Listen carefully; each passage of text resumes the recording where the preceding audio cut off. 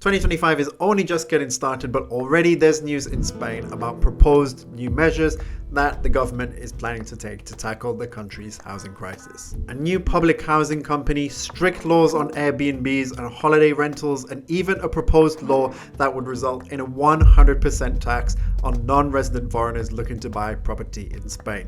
In this video, I'm going to break down all of the different measures that have been announced and then give some analysis at the end. Let's get right into it. If you're new here, my name is Johnny. I'm originally from the UK, but I've been living and working here in Spain for the past 5 years.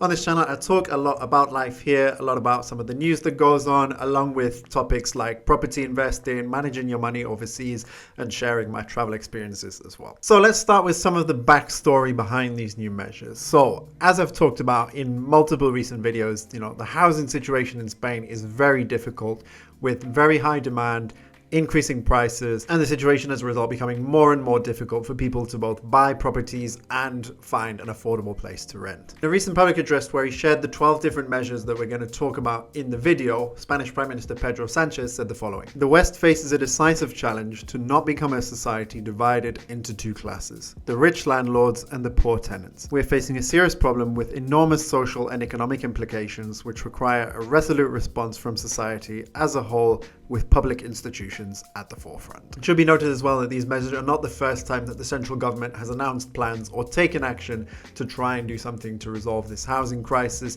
Back in 2023, they introduced this new housing law known as the Ley Vivienda, which introduced measures like rent stress areas, pricing controls for rents, among a whole range of other factors as well. And then early on in 2024 as well, the government also announced plans to scrap the golden visa via property investment, which very recently has been ratified by the Spanish Parliament, and as a result, golden visa applications, at least via the property route, will no longer be accepted as of April 2025. Now that we've got the background, let's get a little bit into the details of the proposal. So I'm going to break these down into three areas, if you like, of measures, because they can kind of be grouped into different measures in the ways in which they try to address the housing crisis. So the first group of measures that we're essentially going to look at are to do with housing availability and public housing. And so we essentially have three measures which fall under this category, and they are the following. So the state will essentially transfer 3,300 homes and nearly 2 million square meters of residential land to the newly created public housing company to construct thousands of protected homes designated for affordable rent. Is the first. This public housing company, which was recently created as well, during the first quarter of 2025, will integrate over 30,000 homes currently held by the Sareb, 13,000 of which will be immediately incorporated into the housing market. Now, for a bit of context, Sareb is essentially an organization that was created during the 2008 financial crisis to manage and sell off distressed assets from the banks when the housing crisis kind of happened in Spain. The third measure in this group is all about protected properties. So in Spain, you have some properties that are classified as vivienda de protección oficial, official protected property, which means that they're under certain kinds of restriction with regards to buying, selling, rental prices, etc. And essentially what the government is doing is that any property that has this classification will maintain its title for life. It will never expire. So it will maintain those characteristics and restrictions indefinitely. And the last measure in this group is about a strategic recovery plan, dubbed PERTE in Spanish by its initials, which is all about modernizing and promoting innovation within the construction sector. And that project is essentially going to be headquartered in Valencia, following obviously the recent tragedy that happened with the Dana, the storms and flooding at the end of 2024. So those measures are essentially all about the creation and protection of public housing and new affordable housing. We'll come to kind of the analysis of everything at the end, but just keep those in mind. The next group of measures that we're going to move on to is all about incentives for promoting affordable rent across Spain. And so one measure under this category is that the government essentially wants to promote an affordable renting scheme. And those landlords that participate in this affordable renting scheme essentially will have the backing of the government for their rent payments. So that means that if a landlord rents out their property to someone under this affordable renting scheme and the tenant stops paying, then essentially the government acts as a guarantor and will make sure that the landlord gets the rent that they're owed in that circumstance. And the idea of this measure as well is that it applies to tenants that are under the age of 35 years old. The next measure in this group that the government wants to get going is a financial aid plan for property owners who renovate properties that are uninhabitable or old properties, for example, and then put them out to rent under the affordable renting scheme for at least 5 years. So property property owners that undertake the renovations of said properties are entitled to some financial aid from the government, providing they then keep it under that affordable renting scheme for at least 5 years. The government also wants to maintain and expand its other aid plans that it has to promote access to the housing market throughout 2025, to continue facilitating access to the housing market across different groups of the population. And the last one, which I must say surprised me when I read it, is that the government will propose a 100% income tax exemption for landlords who put their property on the market at rental prices according to the rental price index that the government establishes, as long as they're not in a rent stress area. So if you remember in the video where I talked about the housing law, that the government wanted to introduce rent stress areas, essentially where they consider the market value of rent to be too high compared to what people should be paying, they wanted to introduce rent stress areas and have rent controls in those areas. And so what they're saying is, obviously, this index that they have across different areas of the country to manage rent prices and rental increases. What they're saying is, if someone owns a property that's not in a rent stress area, but that they then rent out the property in line with the rental price index, then they will essentially have that rental income tax-free, is this proposal. And so after hearing that second group of proposals, you may not be feeling so bad, perhaps even cautiously optimistic, dare I say, about this overall plan. Well, don't get too excited just yet, because now we're going to go on to the final group of proposals, and if these proposals come to pass, there will be some losers. So the first measure within this group relates to real estate investment trusts in Spain, known as SOCIMIs in Spanish. Currently, SOCIMIs in Spain benefit from a range of tax advantages through their investment activities in property, both commercial and residential. What the government is proposing is that said tax advantages only apply in the case where the SOCIMI is involved in affordable housing projects. So they'll only get those tax advantages on affordable housing projects in line with the government's affordable housing program. The next proposal targets short-term rentals and Airbnbs. It essentially looks to change the taxation around short-term rentals, notably by making VAT applicable. Currently it is not, amongst other things as well, with the goal here being, in the words of Pedro Sánchez, so that vacation rentals are taxed for what they are, a business. He went on to say it's not fair that those with 3, 4 or 5 short-term rentals pay less taxes than hotels or workers. Adding to that, regarding shorter term rentals, more like medium-term rentals, is essentially that the government is going to be more focused on stopping contract fraud by looking to identify and prevent long-term rental contracts that are essentially disguised as short or medium-term rental contracts. So to give you an example here, there's a lot of talk about,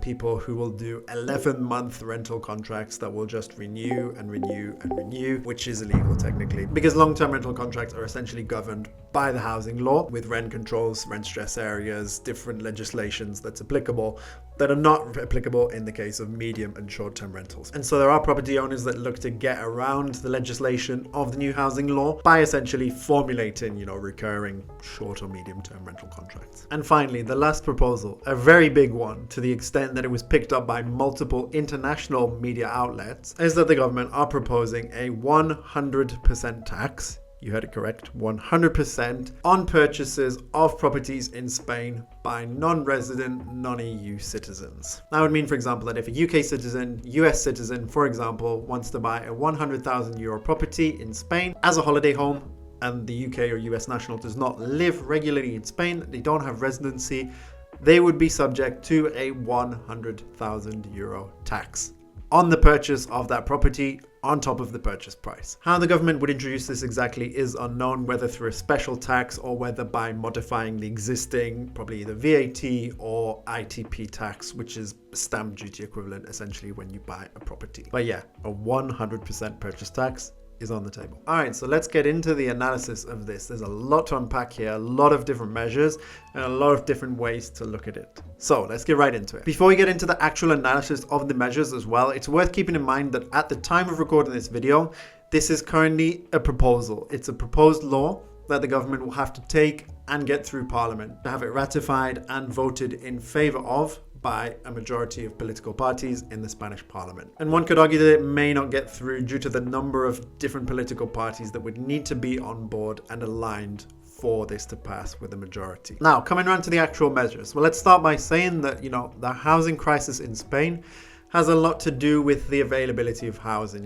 This has been said by a lot of different experts across the property sector and the economic sector in Spain, that a lot of the problem is caused by the availability, that the demand simply exceeds the number of available houses in Spain. As we walk through the proposal, you can see that there are things in there that do something to address the availability of housing, whether it's directly by building new social houses, maintaining the protective status of, protected property, or indirectly, such as is the case with the financial aid to renovate properties and then bring them onto the market through the affordable housing scheme. So there are some measures in there to address the availability of housing. But given the high demand for property in Spain, one might argue that the numbers in this proposal for new, affordable housing, public housing acquisitions and constructions isn't high enough, and that it needs to be higher in order to solve the problem or to make significant progress towards the problem. At the same time, these are 12 different measures, and there's a good chunk of them as well that don't directly address the availability of housing.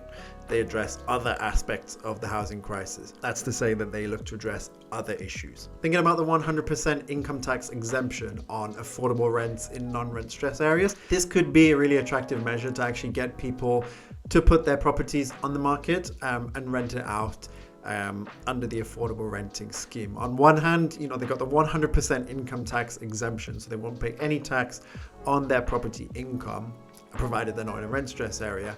And on the other hand, you've also got the fact that the government is acting as like a guarantor for that rent as well. So it provides two things that property investors are often very critical of in Spain. One being, fiscal incentives, that now there are new fiscal incentives for people to rent out their property. And on the other hand, one might argue that the government acting as a guarantor for the rent gives somewhat of legal security for those people who are renting it out, because they now have a bit more peace of mind about getting their rent collected on time and that they will get it paid in full. One cautionary part of this though is that you'd obviously have to run the numbers and see whether the tax exempt income at the rental price index that the government has, is it more beneficial than the quote-unquote market value of the rent minus any taxes that would have been owed on that as well. Given we're talking about properties that are not in rent stress areas here, I would say it's likely to be a smaller difference than if you're comparing it with a rent stress area, where for one it's not applicable, but also you're more likely to have inflated or much higher market values for rent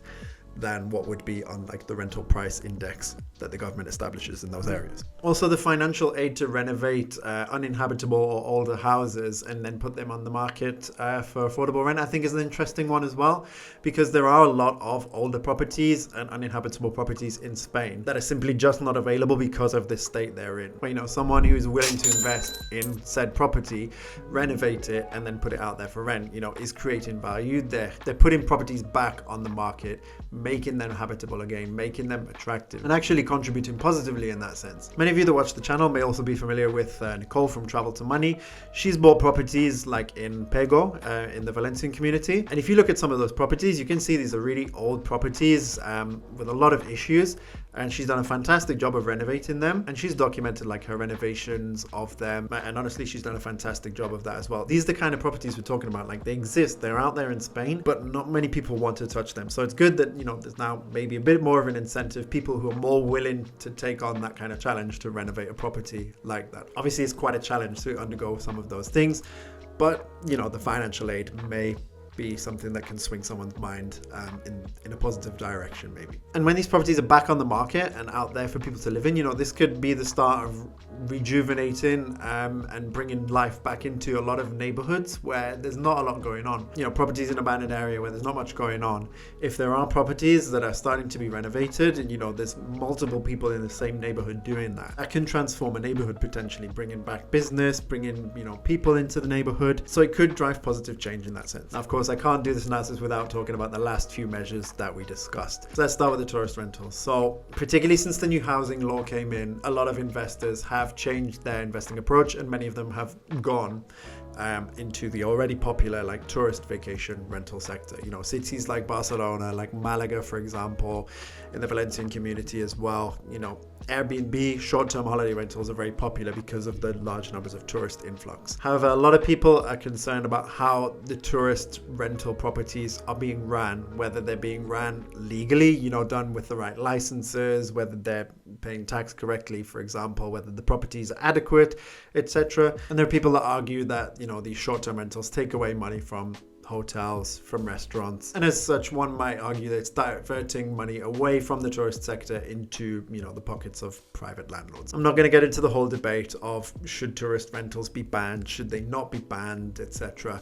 But yeah, if the government is changing the way that they're taxed, introducing VAT, which is a very tedious process to do in Spain, declare VAT, and then, reducing perhaps some of the tax incentives for short-term rentals, those that exist, then maybe it's no longer as advantageous as it was before. So we'll see what that looks like in practice if it comes to pass. And then finally, the 100% purchase tax for non-EU non-residents in Spain, which I think is a significant dissuasory measure that will almost certainly put off a lot of potential holiday home buyers from outside of the EU. Talked about it in past videos on the channel.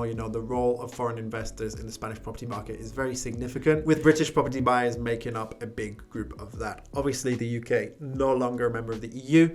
A lot of people living in the UK that maybe want to buy a holiday home in Spain now, if this measure comes to pass, that will put it out of their reach financially to be able to do that. Same with obviously, US and other non-EU, non-resident investors. Remember though that per the current proposal, this is only impacting non-EU, non-resident investors. So non-EU residents, someone like myself, for example, a Brit who's living in Spain, in theory shouldn't be subject to this tax when buying a property in Spain if they're already a legal resident in Spain.